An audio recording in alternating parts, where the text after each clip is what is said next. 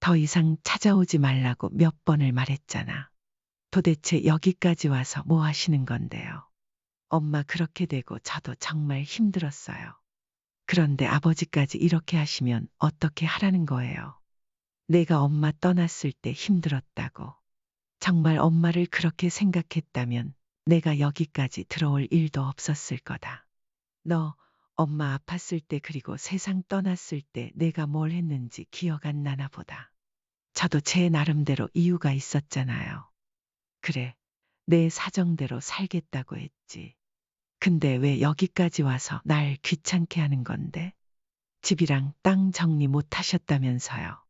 결국 돈 때문이구나. 애비 걱정은 눈꼽만큼도 없이 돈 때문에 이 산속까지 찾아왔구나. 1년째 홀로 사람 없는 산속에서 지내고 있는 80대 노인 강철수 할아버지. 자식도 있지만 강 씨는 자연을 벗삼아 살아가기로 결심했다. 허름하게 고쳐놓은 낡은 초가집에서 강 씨는 매미 소리와 새 소리를 들으며 눈을 뜨고 자리에서 일어나 소금과 참기름으로 간단히 한 끼를 해결한다. 점심엔 된장에 무치고 저녁엔 고추장에 비벼 먹으며 하루를 보내고 있다. 낮 동안에는 집 앞 텃밭을 가꾸고 무너져가는 집을 수리하며 지내고 가끔은 마을에 내려가 사람들과 얼굴을 맞댄다. 여름엔 선풍기 하나에 의지해 별을 보며 잠들고 겨울엔 아궁이에 불을 떼며 아랫목에 웅크리고 누워 이런저런 생각에 잠긴다. 열악하고 고독한 날들이었지만 강 씨는 예전보다 마음이 한결 편하다고 느낀다. 육체적인 고통보다 정신적인 고통이 더 힘들다는 걸 자식을 키우며 깨달았기 때문이다. 평화로운 하루하루가 1년간 반복되었지만 오늘 찾아온 불청객으로 인해 그 평화가 깨지고 말았다. 강 씨는 차도 들어오기 어려운 산속까지 찾아와 고함을 지르는 아들을 바라보며 지난 날을 떠올렸다. 강 씨는 찢어지게 가난한 집안에서 7남매 중 막내로 태어났다. 국민학교를 졸업하고 학업을 포기해야 했던 강 씨는 배우지 못한 서러움이 깊게 배어 있었다. 성인이 되기 전 집을 뛰쳐나와 기술을 배우고 시장에서 물건을 팔며 파란만장한 젊은 시절을 보냈다. 우연히 정착한 마을에서 딸기 농사를 시작했고 30대 후반에 만난 아내와 결혼하며 아들인 동수를 낳았다. 7남매 사이에서 치이며 살았고 어려운 형편의 학교조차 다니지 못했던 강 씨는 아들만큼은 제대로 키우겠다는 결심을 했다. 강 씨와 아내는 몸이 부서져라 일하며 아들을 가르쳤고 결국 아들을 가장 좋은 대학에 보낼 수 있었다. 온 동네에 소문이 날 만큼 큰 경사였다. 그러나 아들이 대학을 졸업하고 나니 취업의 문턱은 너무나 높았다. 좀 더 작은 회사도 생각해보면 어떻겠냐. 는 강 씨의 조심스러운 제안에 아들은 도끼 눈을 뜨며 말했다. 그 정도 벌 거였으면 그렇게 열심히 공부하지도 않았어요. 결국 아들은 몇 년간 일을 찾지 못하고 고집을 부리며 지냈고 34세가 되어서야 첫 직장을 얻었다.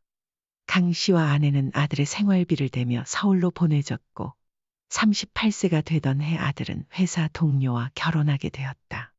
결혼 후 처음 만난 자리에서 며느리가 물었다. 어머님, 아버님은 어느 대학 나오셨어요? 저희 부모님은 저랑 동수 씨랑 같은 동문이에요. 강 씨와 아내는 국민학교 졸업자였기에 당황스러웠다. 그때 아들이 갑자기 말했다. 우리 아버지는 부산에 있는 대학 나오셨어요. 강 씨는 부산 땅조차 밟아본 적이 없었다. 왜 아들이 저런 거짓말을 했는지 이해할 수 없었고 그 이유가 강 씨를 혼란스럽게 했다. 그저 씁쓸하고 서글플 뿐이었다. 아들의 결혼 전 처음 며느리와 식사하던 자리에서 강 씨와 아내는 마치 가시방석에 앉은 듯 불편함을 느꼈다. 밥을 먹으면서도 혹시나 그와 관련된 이야기가 다시 나올까 노심초사하며 밥을 먹던 강 씨와 아들. 밥이 입으로 들어가는지 코로 들어가는지도 모를 지경이었다. 예비 며느리가 돌아간 후 강 씨는 아들을 불러 앉혔다. 너 아까 왜 그런 말을 했니? 내가 무슨 대학을 나왔다는 거야. 그게 아니라 당황해서 얼버무리다 보니까 그렇게 말해버렸어요. 그게 얼버무릴 일이야. 나중에라도 알게 되면 무슨 망신을 당하려고 그런 거짓말을 해. 그게 그렇게 창피하냐? 강 씨가 나무라자 아들은 한숨을 쉬며 대답했다.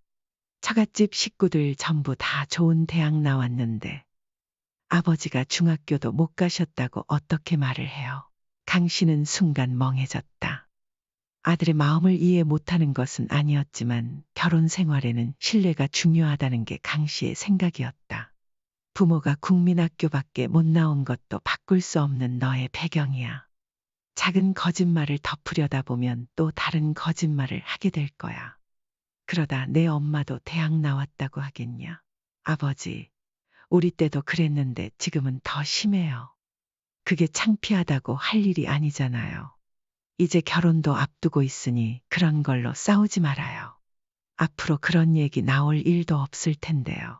강 씨는 한숨을 내쉬었다. 38살이나 먹은 아들이 도무지 철이 없어 보였지만 아들을 이해하려고 노력했다. 새 식구들에게 좋은 모습만 보여주고 싶은 마음일 테니 배움이 부족한 부모가 창피할 수도 있으리라 생각했다. 그러나 강 씨는 서운한 마음을 숨길 수 없었다. 자신도 그 서러움을 없애려 아들을 좋은 대학에 보내고 좋은 직장에 들어갈 때까지 모든 걸 바쳐 뒷바라지했던 터였다. 미안해요. 그런 의도가 아니었는데. 알았다. 무슨 말인지 안다. 그렇게 그날 대화를 마쳤지만 결혼 후에도 아들은 달라지지 않았다. 결혼한 지 얼마 되지 않은 어느 주말이었다. 강 씨의 아내가 겸사겸사 아들을 보기 위해 서울에 올라가기로 한 날 강 씨는 바쁜 일로 함께 가지 못했고 아내는 시외버스를 타고 홀로 서울로 올라갔다.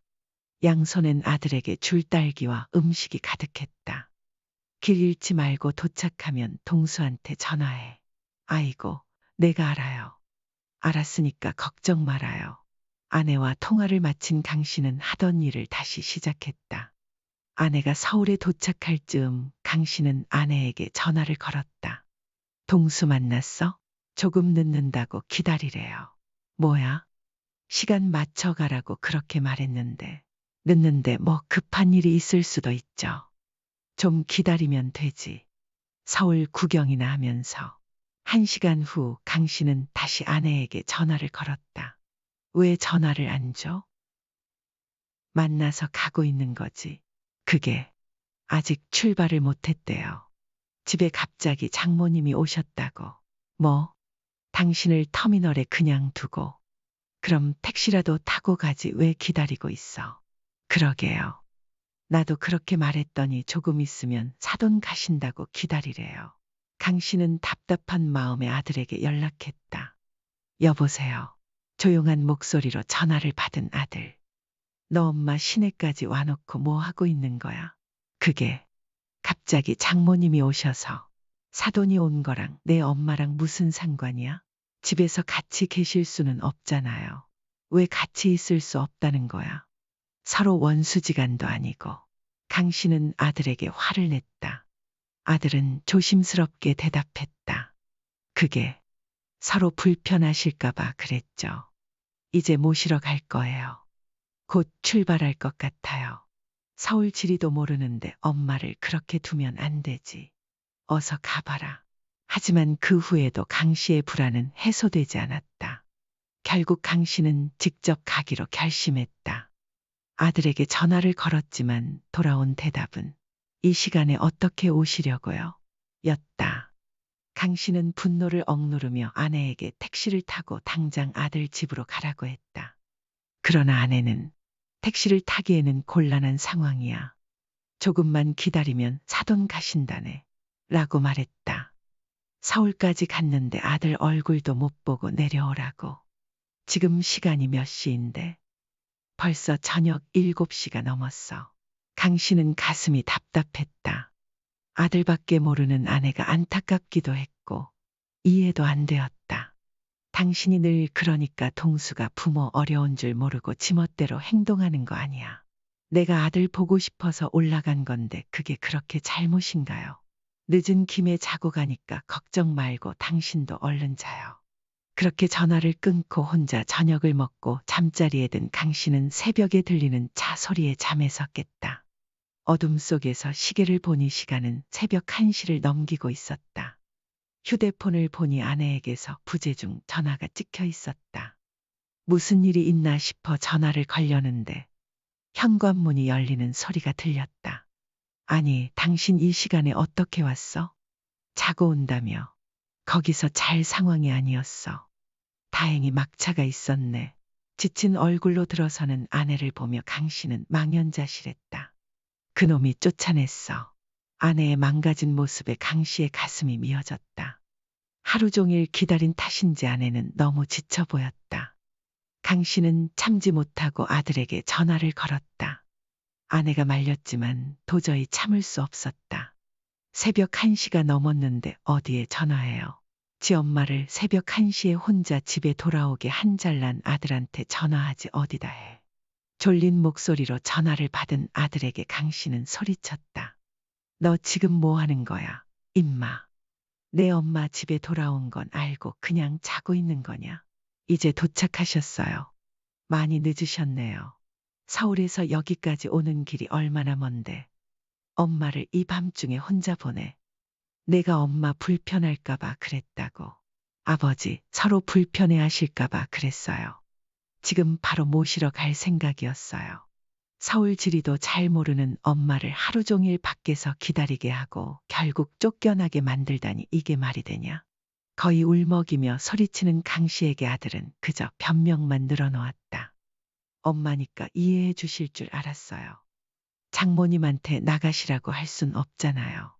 내 엄마는 자나깨나 내 걱정뿐인데 내가 그 마음 조금이라도 알았다면 그렇게는 못했을 거다. 부모가 필요 없으면 이제는 연락도 하지 말고 찾아오지도 마라. 강 씨는 전화를 끊고는 한참 씩씩거리며 가만히 있던 아내에게 소리쳤다.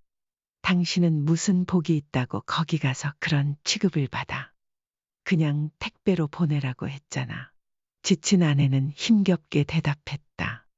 그냥 조금 더 기다렸다가 동수 얼굴 보려고 같이 밥이라도 먹고 싶었죠. 사돈이 갑자기 온 걸 어쩌겠어요. 갑자기 오든 미리 알리고 오든 당신도 동수 엄마인데 왜 그렇게 홀대를 받아야 해. 빈손인 거 보니까 딸기는 다 줬나 보네. 사돈 댁에서 다 같이 앉아 있다가 그냥 나왔어요. 사돈은 옷도 고급스럽게 입고 교양도 넘치는데 내가 옆에 있으니 부끄러웠어요. 강 씨는 며느리와 아들이 동문이라서 내심 기가 죽었던 기억이 떠올랐다. 끼리끼리 논다고 뭐가 달라. 당신이 대학 얘기라도 꺼내면 뭐라도 물어볼까봐 겁났던 거야. 동수 보려고 간 거죠. 이제 그놈은 내 아들 아니라고 생각해요.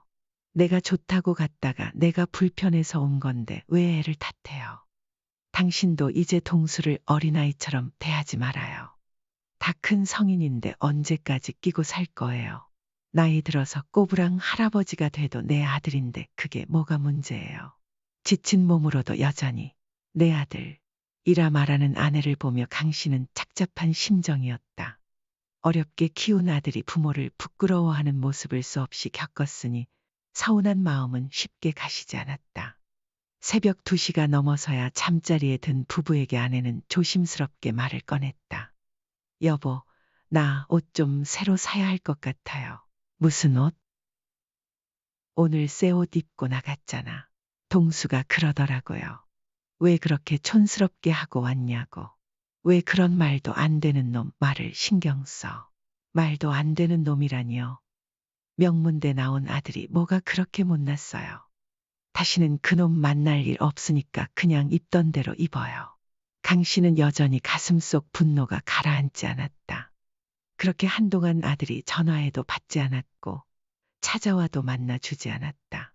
아내가 설득했지만 강 씨의 서운한 마음은 쉽게 풀리지 않았다. 그러나 강 씨도 영영 아들과 안 볼 생각은 아니었다. 아내의 권유로 마음을 열려던 찰나 청천벽력 같은 소식을 듣게 되었다. 그 일로 아들과 다시 만날 수밖에 없었다. 엄마. 다급히 집으로 들어온 아들의 얼굴을 바라보며 강 씨는 착잡한 심정에 빠졌다. 아들도 사색이 되어 있었고 아내의 병이 실감나는 순간이었다. 어머니, 무슨 병이에요? 췌장암이래. 사망률이 높다는. 건강했던 아내가 하우스에서 일하다가 갑자기 쓰러져 암 선고를 받자 가족 모두가 충격을 받았다. 서울에 있던 아들도 급히 내려왔다. 강 씨와 아들, 아내는 과거의 일은 묻어둔 채 서로 부둥켜 안고 눈물만 흘렸다. 힘든 순간이 오니 가족은 결국 다시 하나가 되는 것 같았다. 수술은 불가능하다고 해서 항암 치료를 받기로 했지만 아내의 상태는 빠르게 악화되었다. 항암 치료가 거듭되면서 아내는 점점 말라갔고 이제는 누가 봐도 병색이 짙은 환자의 모습이었다. 가장 가까운 대도시에 있는 병원에서 항암 치료를 받았는데 아들은 며칠에 한 번씩 방문했다. 하지만 치료가 거듭될수록 아들이 오는 횟수는 점점 줄어들었다. 동수가 바쁘다잖아요. 바쁜 애한테 뭐하러 자꾸 전화해요. 아내는 아들의 사정을 이해하려 했지만 강 씨는 전날 아들과의 통화를 떠올리며 답답한 마음을 감출 수 없었다. 아들은 난처한 목소리로 말했었다. 아버지, 내일은 장인어른이랑 낚시 가기로 해서 못 갈 것 같아요. 아픈 어머니를 보는 대신 장인과 낚시를 가겠다는 아들에게 강 씨는 서운했지만 더는 말하지 않고 전화를 끊었다. 아내에게는 그저 바쁘다고 둘러댔다. 몸이 약해진 아내가 아들로 인해 상처받는 일이 없도록 강 씨는 아내를 보호하고 싶었다. 그러던 어느 날 아들이 먼저 강 씨에게 전화를 걸었다. 아버지, 다음 주에 내려갈게요. 강 씨와 아내는 아들을 본다는 생각에 크게 반가워했다. 항암 주사 후 힘겨워하는 아내를 보기가 어려워 병실을 나왔는데 그 사이 아들은 아내 곁을 지키고 있었다. 다음 날까지 머물며 아내를 돌보던 아들은 서울로 올라갔고 아내는 여전히 항암 부작용으로 음식도 제대로 넘기지 못해 영양제로 겨우 버티고 있었다. 어느 날 밤 잠든 아내의 휴대폰에 메시지 알림이 울렸다. 김 씨가 확인해 보니 보험회사에서 대출 관련 문자가 와 있었다. 돋보기를 꺼내 자세히 들여다본 김 씨는 깜짝 놀랐다. 여보, 이게 뭐야? 대출이라니. 아내는 놀라며 눈을 피했다. 그게 성재가 급하게 쓸 돈이 필요하다고 해서. 김 씨는 순간 눈앞이 캄캄해졌다. 아들이 내려왔던 게 결국 돈 때문이었구나 하고 생각하며 당혹감을 감출 수 없었다. 달라는 것도 아니고 빌려 달라는 거라고요. 화도 낼 힘조차 없었던 김 씨는 이 깡마른 아내에게 호통을 칠 수도 없었다. 당신, 이거 아직 안 보낸 거지. 자기 집도 있고 잘 버는 애가 왜 암투병 중인 엄마한테 돈을 빌려? 도대체 이유가 뭐야? 서울로 당장 올라가 아들을 추궁하려는 김 씨를 아내가 붙잡았다. 그러지 말아요. 금방 갚겠다고 했으니까 안 갚아도 돼요. 우리 땅 팔아서 주면 되잖아요. 어차피 성재한테 다 줄 거였잖아요. 성재한테 좀 도와줘요. 제발. 아내의 간절한 부탁에 김 씨는 결국 이번만은 빌려주기로 했다. 대신 다음엔 절대 이런 부탁을 하지 않기로 약속받았지만 김 씨의 아내에게는 더 이상의 시간이 남아있지 않았다. 여보, 아내의 영정 앞에 앉아 하염없이 눈물을 흘리는 김 씨. 그 옆에는 아들도 있었지만 김 씨를 위로해 줄 사람은 영정 속에서 웃고 있는 아내뿐이었다. 충격에서 벗어나기 어려운 김 씨를 보다 못한 아들이 서울로 데려갔다. 아버지, 여기서 좀 지내세요. 마음을 좀 추스르셔야죠. 김 씨는 무언가 말하고 싶었지만 마음이 무거웠다. 그래도 살아야 한다는 생각에 기운을 차리려 노력했다. 아들 집에서 며칠을 보낸 김 씨는 결국 다시 집으로 내려가겠다고 결심했다. 그날 밤 김 씨는 우연히 아들과 며느리의 대화를 듣게 되었다. 어머님이 혼자 되셨는데 우리가 모셔야 하는 거 아닐까? 아버지 아직 정정하시잖아. 당장은 괜찮으실 것 같아. 그래도 아버지를 혼자 두긴 좀 그렇지 않아? 시아버지를 모시고 산다고. 난 한 번도 그런 생각 안 해봤어. 아버지가 괘씸하게 굴면 아무것도 안 주실 수도 있어. 김 씨는 모든 것이 깨져버린 듯한 기분이었다. 산 사람은 살아야 한다고 했지만 자신은 아들에게 짐이 되는 존재에 불과했다. 김 씨는 눈물이 나려는 걸 간신히 참으며 이제 더는 아들에게 기대할 것도 서운해할 것도 없다는 걸 깨달았다. 다음 날 김 씨는 말없이 아들의 집을 나와 자신의 집으로 향했다. 모든 재산을 정리해 연고 없는 산속으로 들어가 버려진 초가집을 사들였다.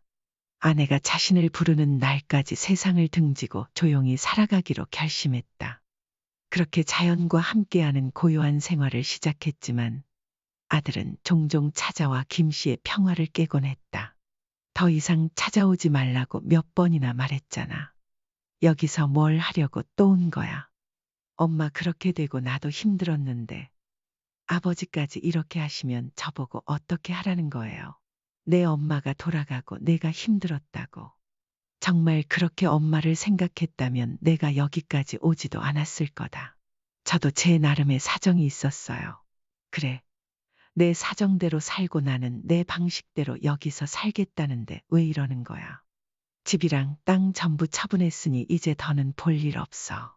아버지, 제 몫을 그렇게 마음대로 처분하시면 안 되죠. 엄마가 저한테 주라고 했던 돈 그거 다 기부해버린 건 뭐예요? 갚겠다고 했잖아요. 갚을 필요 없다. 이제 나는 여기서 살다가 조용히 갈 거다. 다시는 찾아오지 마라.